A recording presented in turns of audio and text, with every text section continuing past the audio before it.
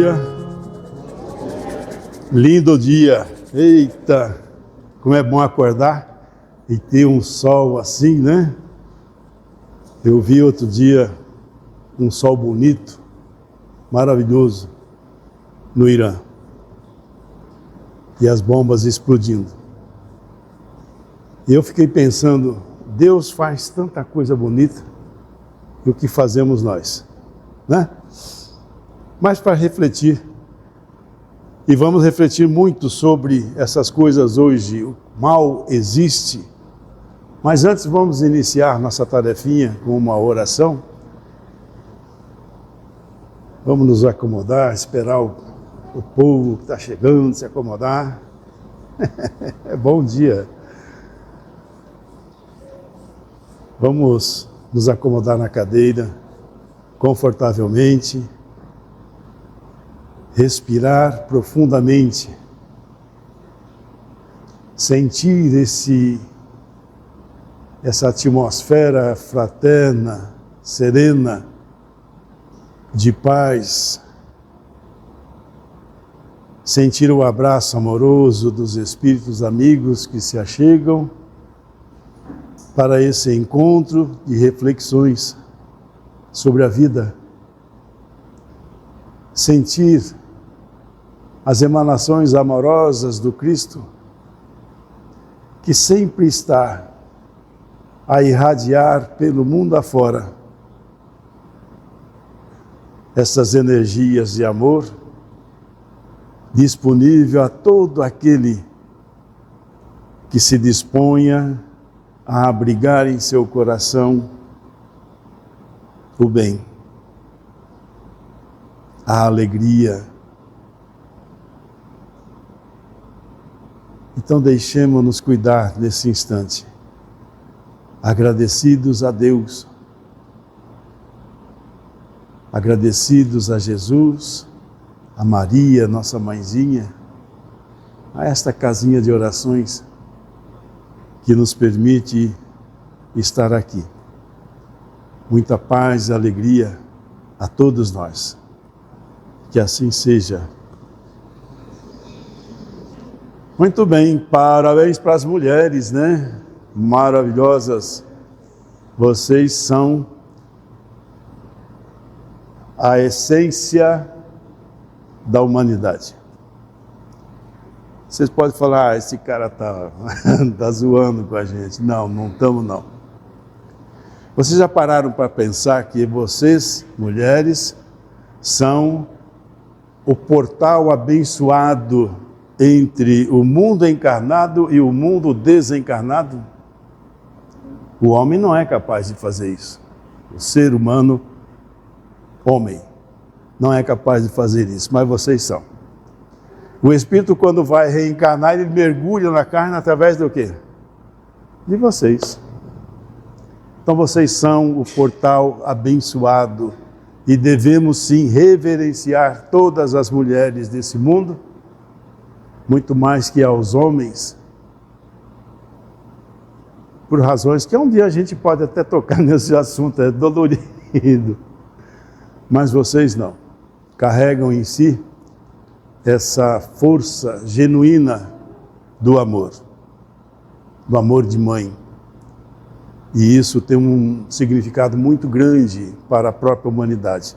Então, parabéns a todas vocês, que Jesus as abençoe sempre, grandemente, como se diz lá em Clementina. Para quem não sabe, eu sou de Clementina, viu? Nós estamos gravando aqui, ó.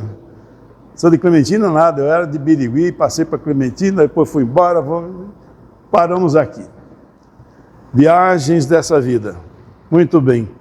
Nós vamos conversar um pouquinho hoje e pretendemos ser um tanto rápidos, porque o assunto exige muito tempo. E eu sei que domingo de manhã a macarronada está esperando, né?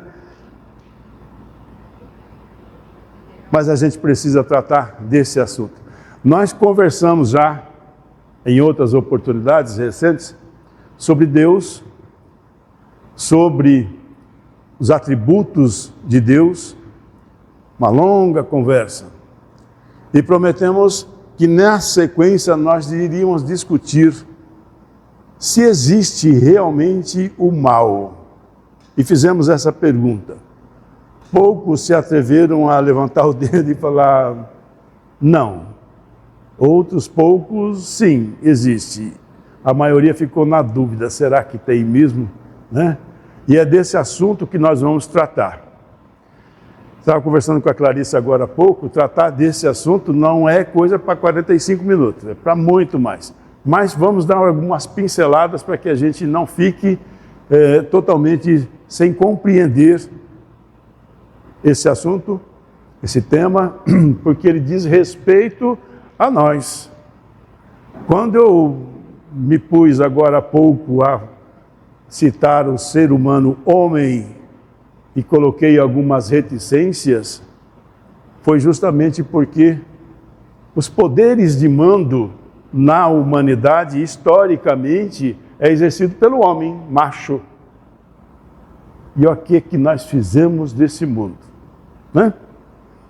Espero que as mulheres, quando assumirem os seus postos também nessa participação, façam melhor, façam diferente. Então, qual é a origem do mal? Ele existe realmente? Vamos passear um pouco a respeito do que os teólogos, os filósofos pensam, bem rapidamente. Muitas pessoas se perguntam se Deus é soberanamente justo e bom. Nós vamos a partir desse atributo de Deus, do qual nós já falamos. Soberanamente justo e bom. Por que existe o mal? Então nós já estamos pré-afirmando que o mal está aí. Não é possível negar a existência da maldade, da crueldade. Seja ele pequenino, de pensamento, até de ação, grandiosas. É maldade, né? Toda vez que infligimos algo, algum prejuízo, algum desconforto, alguma dor ao nosso próximo ou a nós mesmos, aí está o mal, aí está o nosso tema. Os filósofos e teólogos se debatem disso há muito tempo, né? Não queremos nos demorar muito com eles, mas fazer um passeio entre eles para que a gente tenha uma ideia, né, sobre o que pensa a filosofia e a teologia. Santo Agostinho, se vocês se lembram, lá no século V, quem viveu no século V deve ter contato, em Roma deve ter tido contato, ou sabido quem se tratava. Ele foi o formulador, um dos estruturadores da Igreja Católica Apostólica Romana, né? Foi quem criou um arcabouço de dogmas, pensamentos que deram origem a essa entidade cristã. Pois bem, Santo Agostinho, naquela época, ele defendeu conceitos fundamentais, como o pecado original. Lembram-se dele? Pecado original, Adão e Eva, a serpente, a maçã. Nós comemos a maçã. Então aí aconteceu um pecado original, ou seja, nós desobedecemos a Deus, porque vivíamos no Éden, num jardim maravilhoso, mas desobedecemos a Deus quando buscamos saber o que era o bem e o que era o mal. Quando a gente entendeu ou procurou saber o que era isso. Essa metáfora da maçã significa isso, que eu me cansei, ou me deu tédio, ou aquele bem-estar permanente, duradouro e infinito não me satisfazia e busquei algo diferente. Aí está a origem do mal, segundo Santo Agostinho. Isso baseado nos textos bíblicos e outros textos de Paulo de Tarso e de várias outras pessoas. Então, ele afirma que o pecado original é a origem de todos os males. E a predestinação de que Deus seria uma entidade que escolhe entre os seres humanos aqueles que ele acha que merecem o Éden, o céu. né? Aqueles que não, vai pro inferno. Uma predestinação. Estão predestinados. Este. É justo isso? Eu acho que conflitam bastante com aquela ideia primeira ali de um Deus bom e justo. Nós vamos ver isso. Thomas Hobbes, ele dizia que a maldade é inata. Em sua visão mais pessimista, Hobbes argumenta que o ser humano é naturalmente egoísta e mau em seu estado de natureza, ou seja, ele nasce mau. Por consequência, movidos pelo medo, pela busca do poder, os homens viveriam em uma guerra constante, se não houvessem as leis do Estado para controlá-los. Esse é o pensamento mais materialista que temos. Não busquei filósofos materialistas, porque seria chover no molhado. Eles naturalmente vão dizer que a maldade está na sociedade e tudo mais, né? Mas temos mais. Rousseau, lá em 1700, no século XVIII, ele diria que a corrupção pela sociedade, a sociedade corrompe o ser humano. Ele dizia que o homem nasce bom, mas a sociedade o corrompe. Para ele, a maldade surge das estruturas sociais desiguais e da propriedade privada que desperta a inveja e a competição. Então, para ele, diferente de Hobbes, ele entendia que o homem nasce bom. Todo ser humano é bom, mas a sociedade o corrompe. Tem a sua razão de ser? Também tem. É um pensamento lógico. Como de Hobbes também. Dependendo do quadro de visão, né, da maneira como a gente vê as coisas e reflete sobre, a gente tem essas ideias e tem algum fundo de razão. Mas vamos mais em frente. Immanuel Kant, ele dizia que o mal radical sugere que existe no ser humano uma tendência natural para o mal. Não nasce ruim, não é corrompido pela sociedade, como o Rousseau dizia, mas tem uma tendência para a maldade, que ele chama de mal radical. Isso ocorre quando escolhemos colocar nossos próprios desejos acima da lei moral, que nossa razão nos dita. Ou seja, mesmo sabendo que aquilo está errado, mas me satisfaz, me interessa, eu exerço a maldade. Está aí o mal. E essa mais recente, Hannah Arendt, ela dizia que a banalidade do mal observou que grandes atrocidades não são cometidas apenas por monstros psicopatas. Às vezes a gente tem essa ideia, né? As barbaridades, as crueldades são executadas, premeditadas por psicopatas, grandes psicopatas, mas por pessoas comuns que simplesmente param de pensar criticamente. Aí é então um problema central da nossa humanidade de hoje. Nós paramos de pensar criticamente. O que é isso? Paramos de refletir sobre o que é certo e sobre o que é errado. Nós entramos num efeito manada. O efeito manada é aquele que alguém starta uma ideia e todo mundo vai atrás sem pensar se está certo ou se está errado. Vá num campo de futebol e veja as atrocidades, as barbaridades que se faz no meio da torcida. Por quê? É uma manada. Sai do campo de futebol, na rua, nós andamos em bando. E se alguém acha que é uma ótima ideia agredir o adversário na rua, o torcedor adversário, nós vamos lá e se bobear, nós matamos. Efeito manada. Nós paramos de pensar criticamente. A televisão, a propaganda, faz isso com a gente todos os dias, em todos os instantes. Nós paramos de ser um ser crítico para se deixar levar pela ideia da maioria. Quer ver um exemplo prático? Você precisa comprar, digamos, um shampoo para lavar o cabelo e vai no supermercado. E lá você tem duas marcas de shampoo. Uma conhecida, eu conheço essa marca. E a outra totalmente desconhecida. Qual delas você vai comprar? Aquela que você conhece. Que você viu lá na televisão, uma mulher linda lavando os cabelos, ou um rapaz garboso lavando os cabelos e saindo com aquele cabelo maravilhoso. É esse que eu quero. E o outro? Fica lá. Nós não nos damos o trabalho de pegar e ver a formulação de cada um, de entender a composição, os efeitos, o que é bom, o que é ruim, o que é legal nisso, o que é legal naquilo.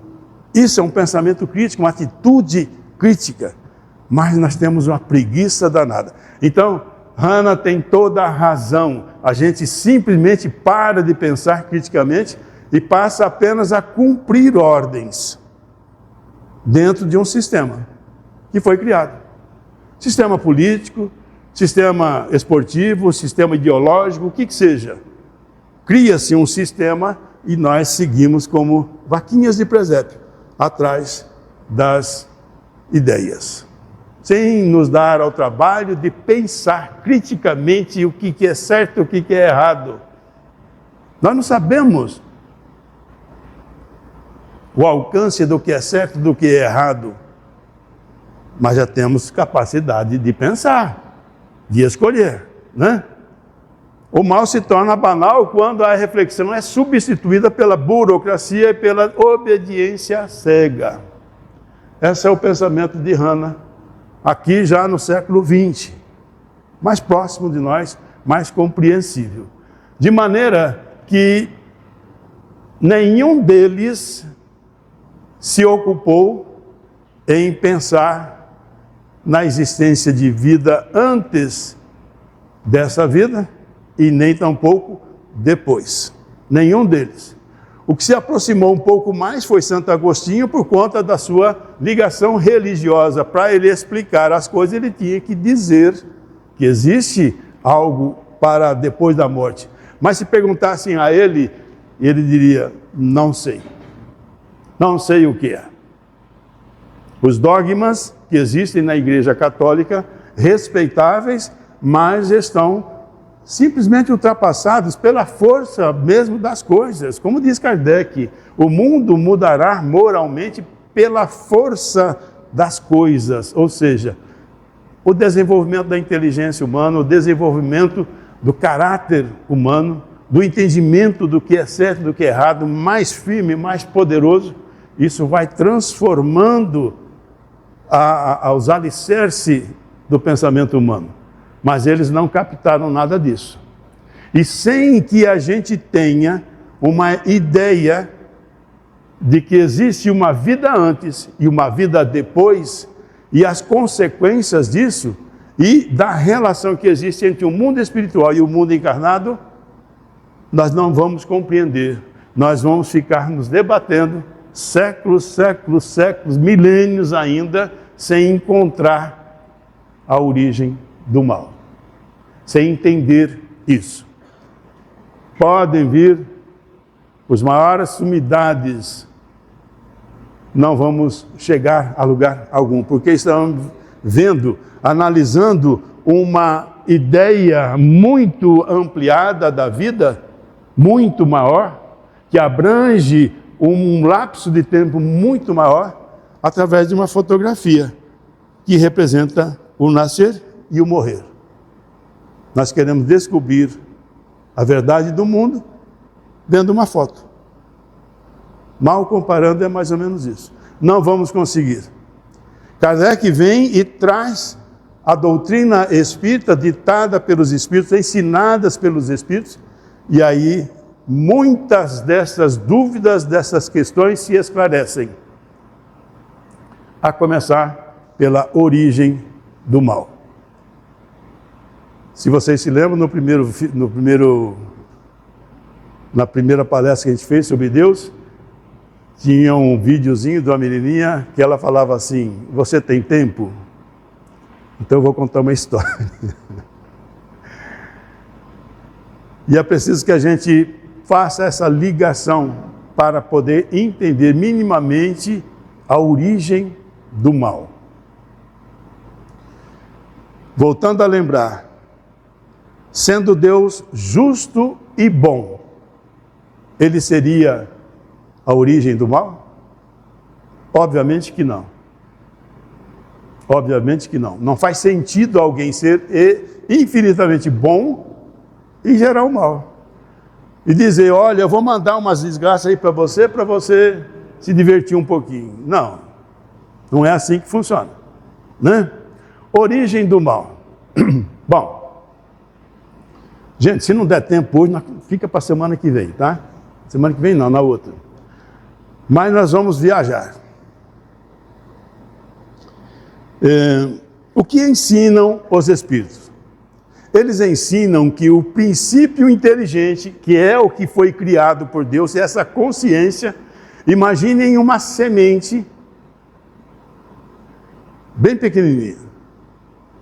Uma semente, ela encerra em si mesma a grande árvore, não é assim? É preciso fazê-la desabrochar, sair para a luz, se desenvolver. Esse é o desenvolver da consciência, porque essa sementinha que Deus criou, somos nós hoje, com a consciência mais ampliada. É como se fosse esta sementinha rasgando a terra e colocando as primeiras folhas para a captação da luz. Imaginemos isso. Essa sementinha, esse princípio inteligente, no seu início, ele vai estagiar no reino mineral. E lá começa a estruturar toda as estruturas psicológicas do que virá a ser o espírito quando atingir o reino hominal. Então nós temos estes reinos, o mineral, o vegetal. Nesse período não há instinto e não há ordenamento, pensamento. Essa consciência é incapaz disso. Ela é ditada, ela é tutorada pelos grandes seres espirituais no seu caminhar. Chega no reino animal, aí as coisas começam a mudar de figura. À medida que ao longo das eras neste planeta, essas criaturas, podemos chamar de criaturas, essas consciências incipientes, incapazes de pensar, entram no reino que chamamos de reino animal, que é diferente das plantas, do reino vegetal.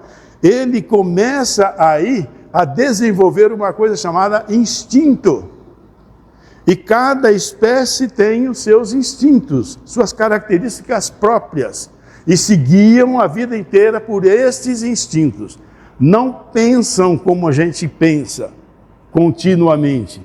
Eles têm lapso de pensamento. De princípio, no reino animal, nós quando a gente diz, é essa mônada, né? Essa consciência incipiente, ela vai trilhar ou ocupar corpos de animais elementares, muito elementares, celulares, né?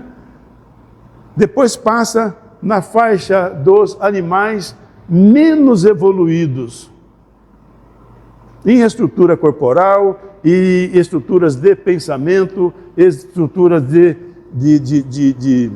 instintos e tudo mais. Para simplificar, no reino animal, nós temos uma classificação entre os animais. E podemos falar com alguma certeza que, por exemplo, o cavalo é um dos animais mais evoluídos do reino animal. Ou seja,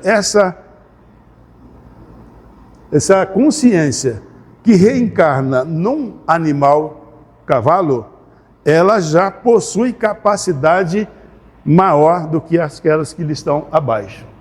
Os elefantes da mesma maneira, os golfinhos da mesma maneira. Tanto que eles têm alguns, às vezes até ritos né? Os elefantes, por exemplo, quando estão a caminho e encontram uma ossada que eles sabem é de um elefante, eles não perguntam de quem é, ou eles fazem como se fosse um ritual funerário. É muito interessante isso. Eles param, todos ficam em volta, né? Uns tocam, ficam, perdem um tempão ali. É como se fosse um rito, né? Os golfinhos, se a gente assistir esses vídeos que existem no YouTube, nesses documentários, alguns deles demonstram nesses animais uma inteligência que você fala, não é possível, como é que pode ser isso, né? O que eu quero dizer é que nesse estágio, essa consciência, ela, através dos instintos, vai moldando a sua arquitetura psicológica, o seu campo mental. Agora imaginem, peguemos das características, seja de um cavalo, de um boi, de um elefante, de o que seja, e coloquemos ali, pelo instinto, a necessidade da reprodução. O que um animal macho faz no tempo da reprodução? Quando a fêmea entra no cio. O que um cavalo faz? O que um elefante faz? Eles brigam até a morte, para ter o direito da reprodução, de perpetuar os seus genes, o seu DNA. Eles lutam até a morte, desafiam a morte para alcançar o seu objetivo. Movido pelo instinto? Sim. Mas junto com isso já vai se arquitetando, junto deles, toda uma ideia de poder. Porque quando eu luto com alguém e venço, eu tenho um prazer. Eu venci. Ele não tem ideia do que seja isso, mas é gostoso bater nos outros. Percebe? Então, essa consciência começa a gostar, a ter hábito, a ter costumes para certas coisas, movidas ainda pelo instinto. Agora imagine essa criatura entrando no reino hominal. Quando essa consciência mais desenvolvida entra no reino nominal, ela já é capaz de pensar continuamente, o que não acontece com os animais. E o pensar continuamente é esse pensamento que nós temos aí. Ninguém para de pensar. De maneira que, com o pensamento contínuo, eu consigo idealizar. Eu começo a planejar. Eu começo a escolher. Tudo isso está no início da nossa caminhada como seres humanos. De maneira que, à medida que eu avanço em conhecimento e em moralidade, os instintos vão diminuindo. Nós ainda temos muitos de instintivo, mas temos muito já de desenvolvimento intelectual e moral.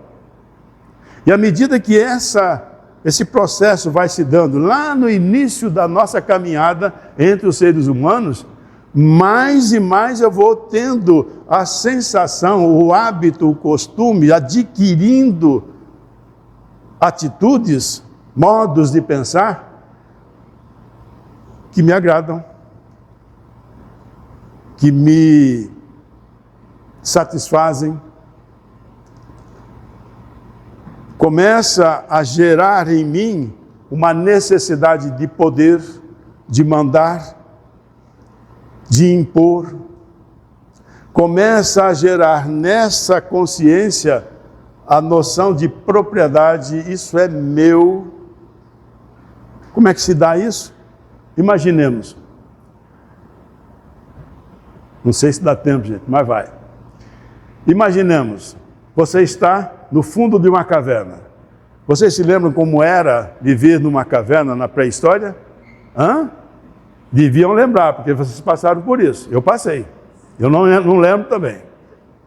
Mas nós vivemos isso. Em alguns filmes dá para ter uma ideia, né? Existe um filme francês muito interessante, A Idade do Fogo, é muito legal. Dá para achar, acho que no YouTube aí, é muito legal. Imagine que você está dormindo no fundo de uma caverna, um frio de rachar. Como é que está ali? Todo mundo com o seu cobertorzinho, com a sua mantinha? Não, né? É cobertor de orelha mesmo. É tudo aquele embolado, um aquecendo o outro, tá certo? Aí eu acordo antes dos outros e olho, está todo mundo entregue aos braços de Morfeu, né? Todo mundo dormindo, roncando. E eu acordo com uma fome danada. Eu saio na porta da caverna, na boca da caverna, né? Dou aquela espreguiçada tradicional e estou com fome. Eu vou caçar. E vou caçar. E vejo lá um cervo do outro lado do rio, vou lá e consigo caçar o cervo, né? O animal. E trago para dentro da toca. Nisso, os outros já acordaram. Quando veem aquilo, falam, nossa, comida, né? E eu digo, pumba, jogo aquilo lá no chão e vamos comer todo mundo. Ótimo. No outro dia, a mesma coisa. No terceiro dia, eu falo, mas peraí, só eu? Todo mundo fica dormindo e eu? É o pensamento contínuo, idealização, planejamento. Todo mundo dormindo e eu saio para caçar e na hora que eu volto todo mundo come. Que legal, que negócio é esse? Aí o que eu faço? Em vez de eu jogar a caça no chão, eu subo em cima de uma pedra, boto a caça, sento em cima e falo, bom, quem quiser vai ter que seguir minhas regras. Começa o poder, né? Começa o poder. Quem é que está corrompendo aí? O caçador. E ele faz mais. Ele tem uma gatinha ali de olhos marejados, né? De olhos verdes, azuis, ou uma cor que vocês gostem, de qual ele tem preferência. E aí ele corta um belo naco daquilo lá e dá para ela, para você, tudo. Para vocês, nada. Começa uma relação. Compreende? A origem do mal está aí. Hábitos adquiridos ao longo das eras, que nós vamos internalizando na nossa consciência. E ela vai se expandindo. E nós vamos fazendo isso milhares de vezes, através das reencarnações, coisas que nenhum desses pensadores se ocuparam de refletir. Não. E quando a gente chega no dia de hoje, a gente se olha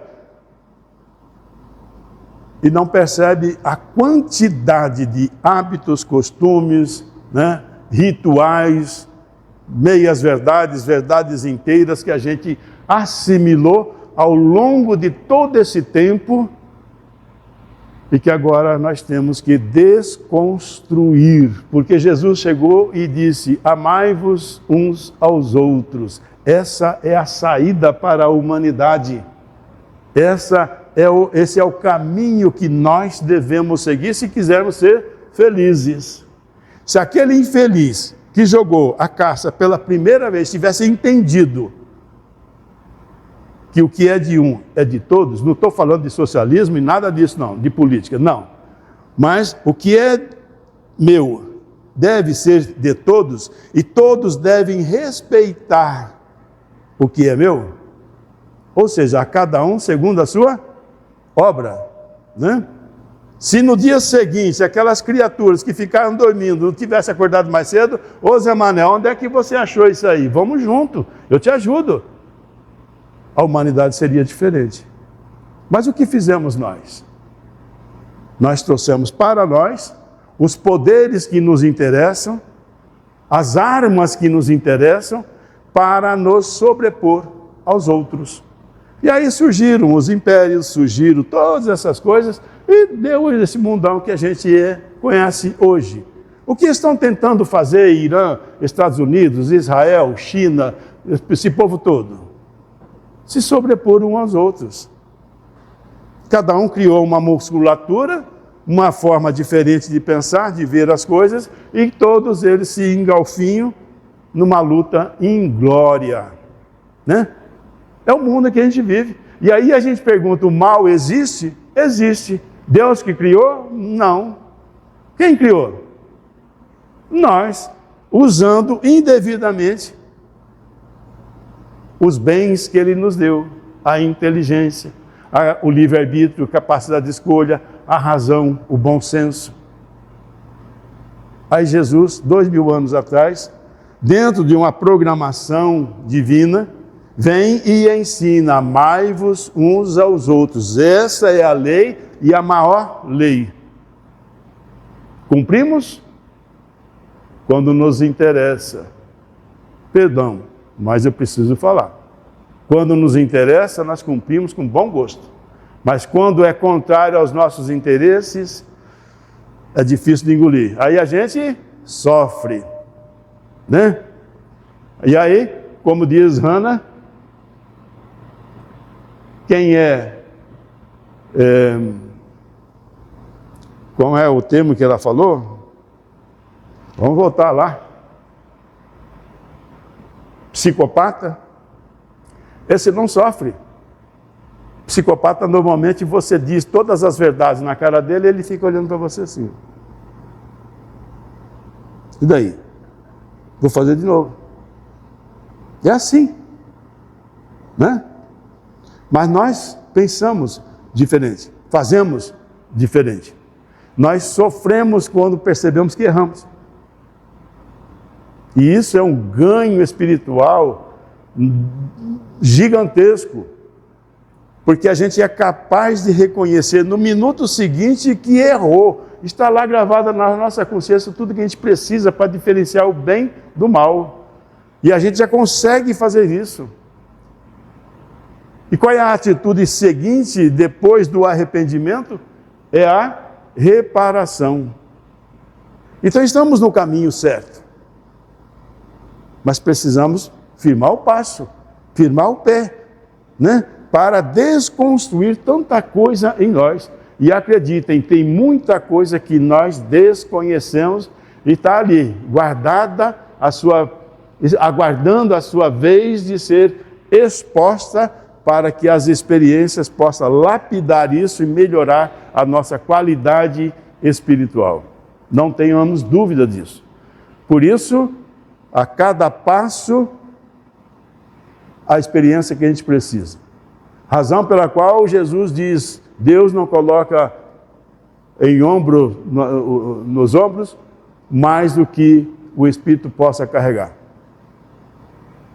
Então, aquelas situações em que eu preciso de muita capacidade de resiliência, de paciência, de compaixão, de fraternidade, num grau muito maior do que eu tenho, essas experiências não vão me alcançar. Vão esperar a reencarnação adequada, quando eu estiver apto a aprender. A vida não é boba. Ela espera para te trazer a experiência que precisa no momento que você pode aprender com ela. Essa é a origem.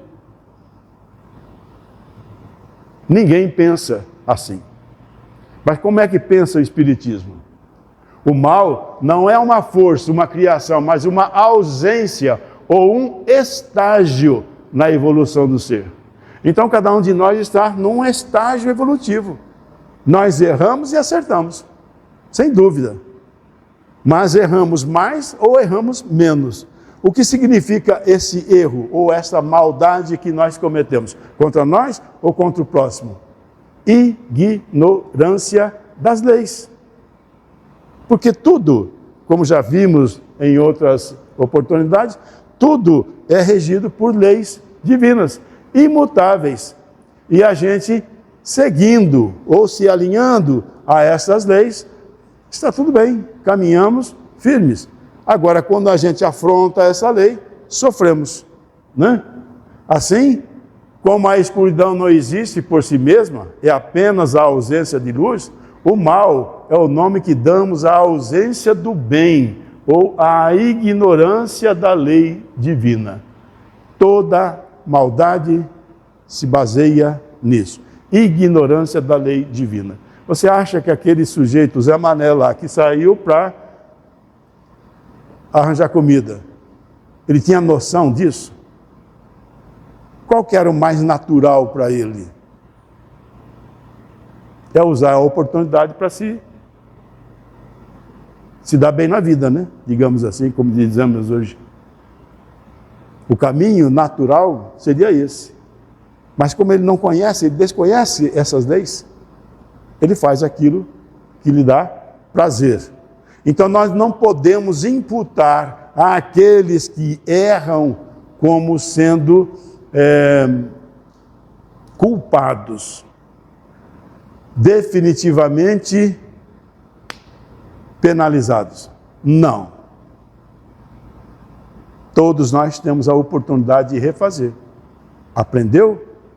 Faz direito agora. A lei permite isso. Mesmo a lei dos homens, ela tem a função educativa. Mas a gente prefere jogar todo mundo dentro de uma cela e vocês se virem aí, nada de educação. Mas se você for lá ver os compêndios da lei, a tendência é educativa, né? O atributo divino, e nós precisamos ter muito claro que seja esse atributo soberanamente justo e bom. Se Deus é justo com todos. Não é diferente contigo, com você. E no universo inteiro, não tem privilégios. Ele não gosta mais de mim do que de vocês. Ele não tem por preferência por esse ou por aquele, por este ato ou por aquele ato. Ele está pouco se lixando se nós cometemos o certo ou errado. A lei vai se estabelecer. Ponto. Ela é implacável. A misericórdia divina é que nos permite deixar na caixinha coisas que ainda não conseguimos resolver, porque nós não temos capacidade. Vai nos permitir fazer isso mais adiante.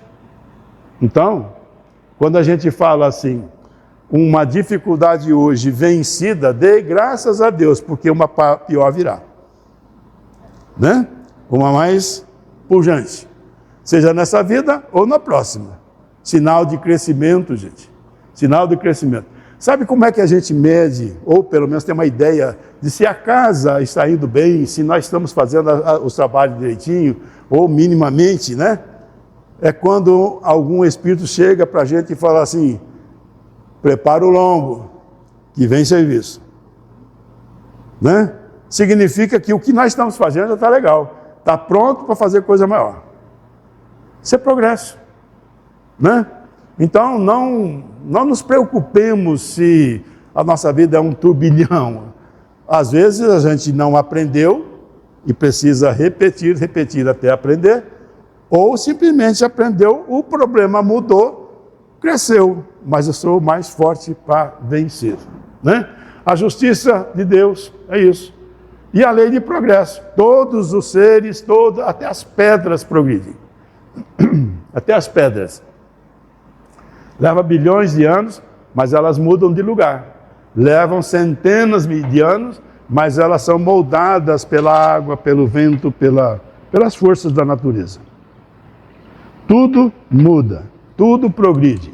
Nós, principalmente.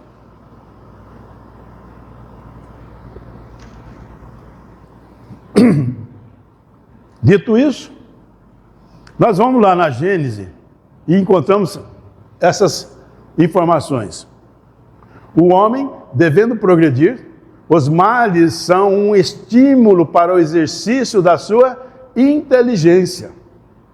Essa evolução da consciência que chamamos espírito, ela se dá através do desenvolvimento da inteligência e da sabedoria. Não é por acaso que aqui está escrito amor e sabedoria. São duas asas, como diz Emmanuel, levarão o ser humano ou o espírito humano a Deus. A asa da inteligência, da sabedoria e a asa do amor. Já viram alguma ave voando sem uma das asas? Não consegue. Primeiro desenvolve a inteligência, depois desenvolve o amor. Aí ele alça voo. Né? Aí ele eleva-se na hierarquia espiritual. É assim que funciona. Então, o homem devendo progredir, os males são um exercício para a sua inteligência. Quem gosta de trabalhar aqui? Você levanta a mão assim, gente. Hã? Sim, mas não muito, né? Hã? Vocês sabiam que no século passado, homem rico, se trabalhasse, não era bem visto? Ele tinha que andar. Não era isso, coisa? Nós que tem mais passado que futuro, nós vivemos um pouquinho. A gente vivia de gravata, bonitinho, saía na sociedade, todo empolado, não fazia niente. Quem trabalhava era o pobre, era o desqualificado. Eu não trabalho. Eu junto dividendos, rendas, né? Eu junto esse tipo de coisa. Pois bem, então é um exercício de sua inteligência e de todas as suas faculdades físicas e morais. Então o mal, na verdade, funciona como uma alavanca para o desenvolvimento da inteligência. Todavia, os males mais numerosos são aqueles que o homem assim criou pelos seus próprios vícios, os provenientes do seu orgulho, do seu egoísmo, da sua ambição, cupidez, os seus excessos em tudo.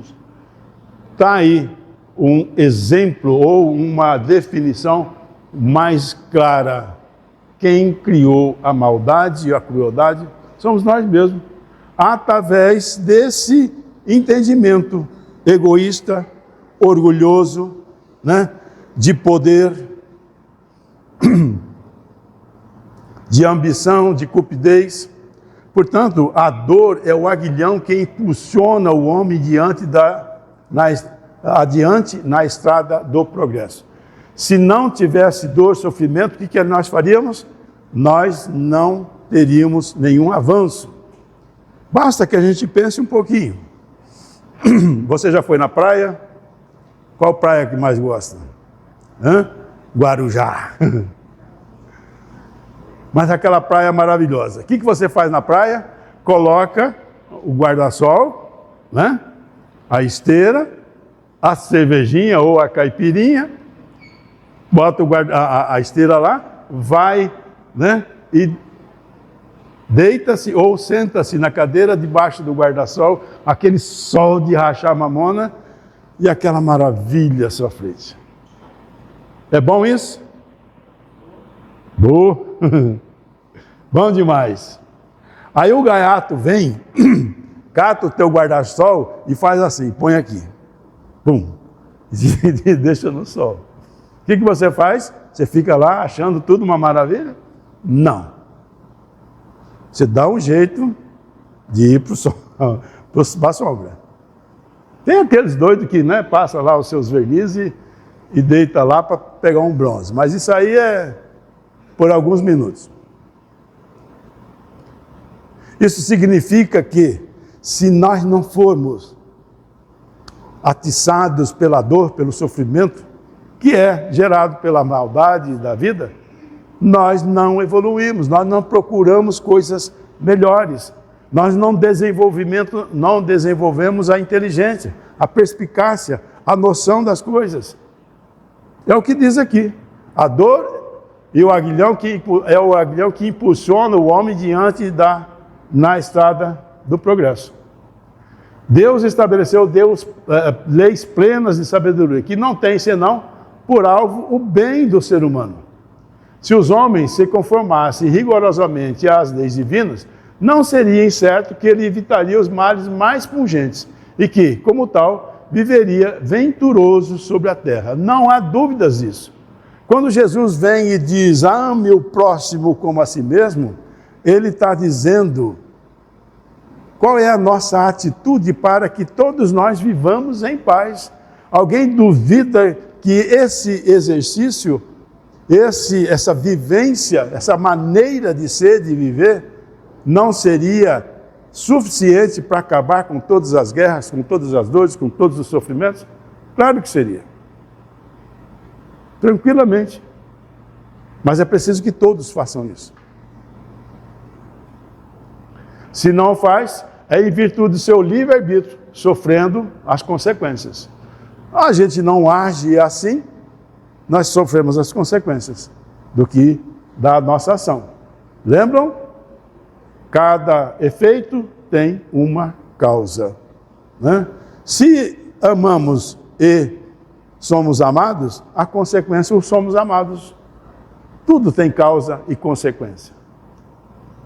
Contudo, Deus, pleno de bondade, colocou o remédio do mal ao lado do mal, ao dizer que do próprio mal faz nascer o bem. Isso é uma verdade inconteste.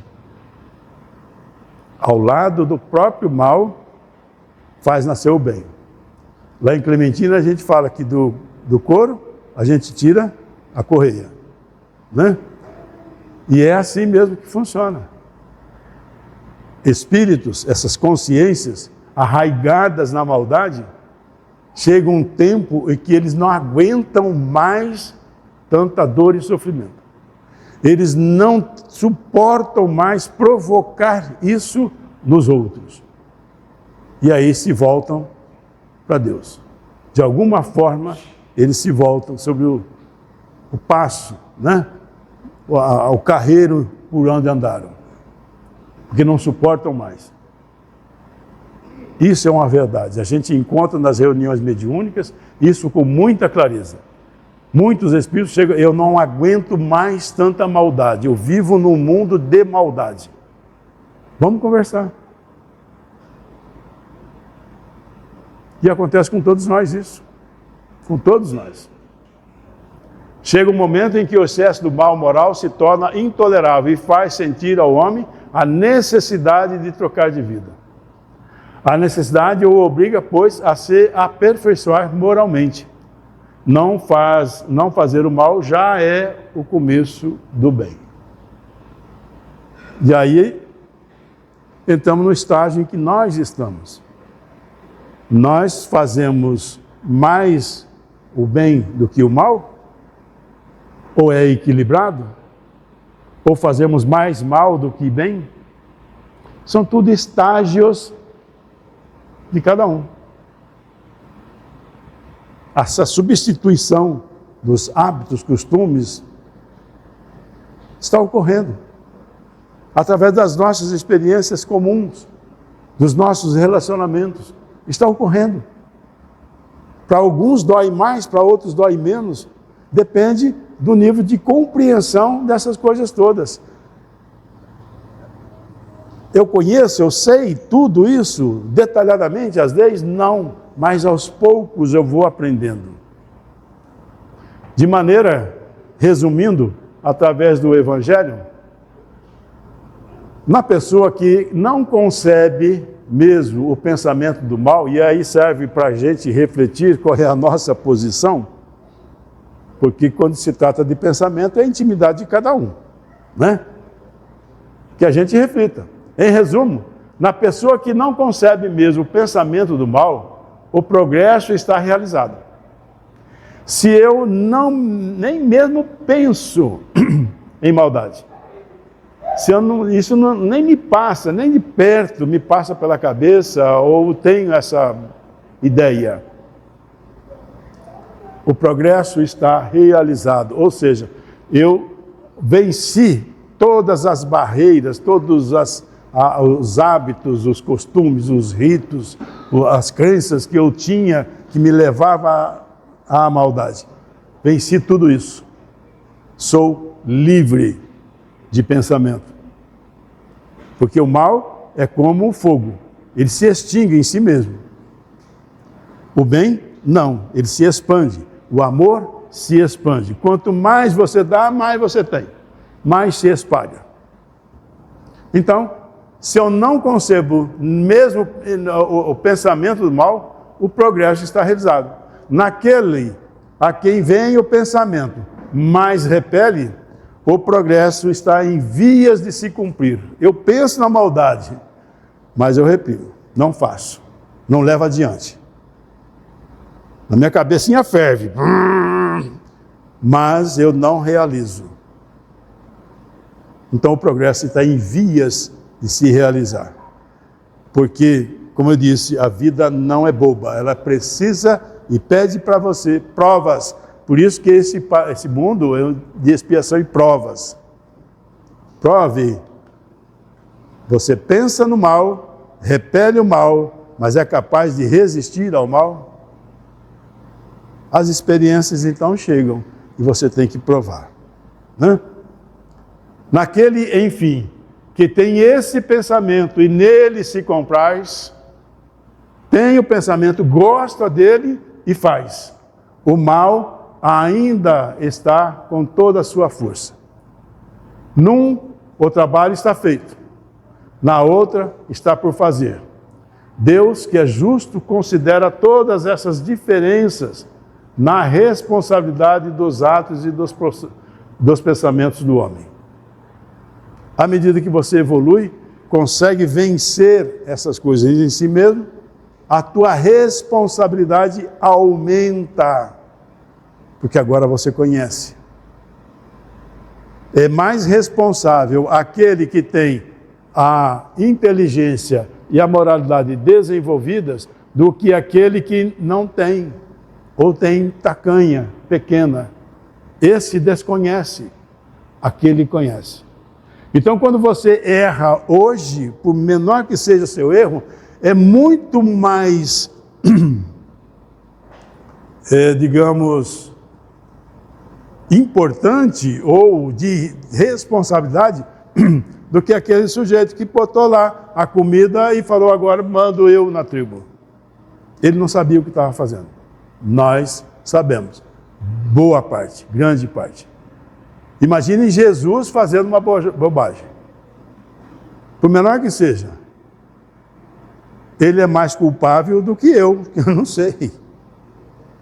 Beleza? Esse é o pensamento espírita. E aqui, assim, só para a gente se situar, né? A origem e destino do mal.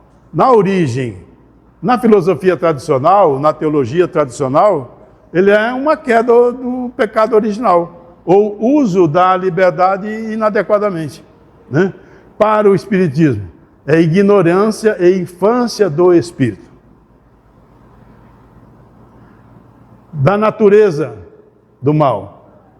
Para a filosofia tradicional é uma falha moral ou privação de conhecimento, de entendimento. Para o espiritismo é um estágio transitório da evolução.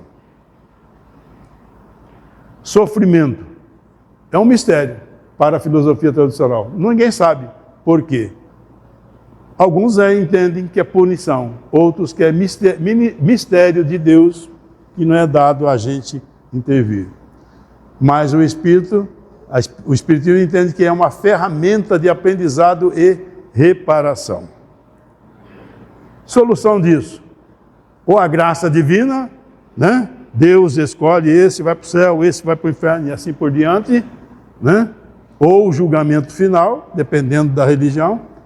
Mas para o espírita é um esforço próprio e múltipla existência, ou seja, a reparação do mal depende de cada um de nós, do esforço de cada um de nós.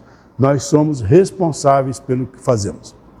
De maneira que se reveste de verdade, então, aquilo que Jesus dizia, a cada um segundo a sua obra. A justiça de Deus está aí. Beleza?